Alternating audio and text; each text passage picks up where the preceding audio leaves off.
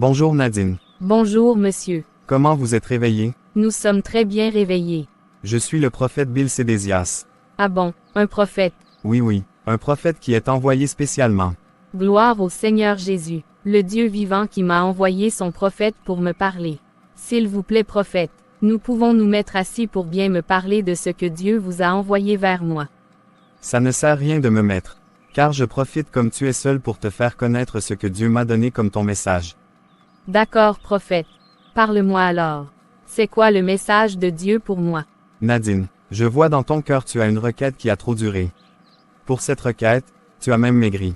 Oui, j'ai une requête qui a beaucoup duré, mais je n'ai pas perdu l'espoir à mon Dieu.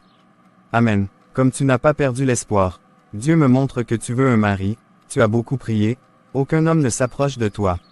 Mais aujourd'hui, Dieu t'a écouté. Cette semaine même ne va pas passer sans qu'un homme quitte l'étranger pour venir t'épouser. Amen. Ainsi soit-il, comme c'est Dieu qui vous l'a dit. Oui, mais la seule chose que je vais savoir, je ne sais pas si tu vas me répondre comment Nadine. Comme quoi prophète? Dieu veut savoir, si tu es déjà connu d'homme ou tu es encore vierge. Pasteur. Dieu veut connaître que si je suis vierge ou pas. Oui, Dieu veut connaître cela Nadine. Prophète, je ne te comprends pas. C'est toi qui veux savoir ou c'est Dieu? Nadine, on ne pose pas trop des questions aux prophètes de Dieu. Tu dois croire tout ce qu'il te dit comme venant de Dieu. Non pasteur, je suis beaucoup étonné de ce que tu me demandes. Comment dire que c'est Dieu qui t'a envoyé avec un message comme quoi j'ai une requête du mari? Le même Dieu-là est incapable de savoir mon état. Nadine, on ne se moque pas de Dieu. Si tu ne veux le mariage, tu vas rester comme cela. Mais c'est quoi prophète? Tu veux quoi? Dieu veut connaître si tu es vierge ou tu connais déjà des hommes. Mais c'est grave.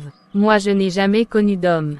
Alors Dieu dit quoi? Allons maintenant dans la chambre pour bien causer.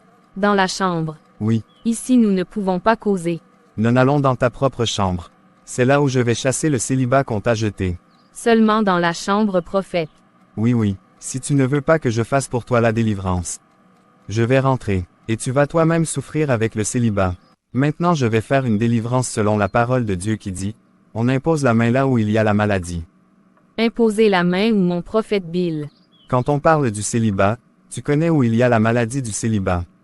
Tu dois bien t'allonger ton lit afin que je te donne la délivrance. Pasteur, vous dites vrai. Moi m'allonger sur mon lit pour que tu me donnes la délivrance. Je te dis vrai Nadine. C'est bientôt que ce mari va venir. Mais tu dois accepter tout ce que je te dis. Non prophète, je ne peux faire une chose pareille. Je comprends que ce n'est pas Dieu qui t'a envoyé, mais tu es venu de toi-même. Et la parole de Dieu ne me dit de faire une chose pareille. Je ne peux pas. Si tu es un vrai prophète, tu vas seulement prier pour moi comme l'indique la parole de Dieu. Ou tu sors pour rentrer chez toi. D'accord, comme tu ne veux me donner, je ne fais pas la délivrance pour toi.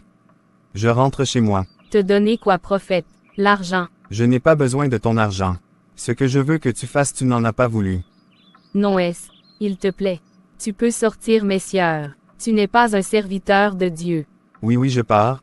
Je ne te supplie pas ton corps. Mais c'est le célibat va te ronger, tu vas regretter.